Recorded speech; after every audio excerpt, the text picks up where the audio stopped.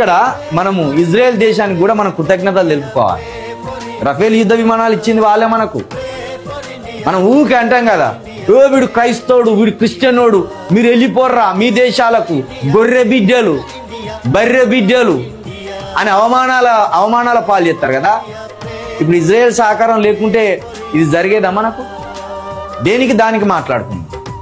Israel technology లేకపోతే, Israel మనకు యుద్ధ విమానాలు పంపకపోతే, అమ్మకపోతే, ఇజ్రాయెల్ సహకారం లేకుండా ఇప్పుడు ఈ ఏదైతే జరిగిందో ఈ సింధూర్ ఆపరేషన్ జరిగేదా?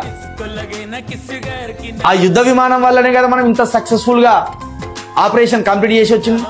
ఇప్పటికైనా మీ మీ మెదళ్ళలో ఉన్న పెండను తీసి బయటేయరు, మెదడునే ఉపయోగించుకోండి.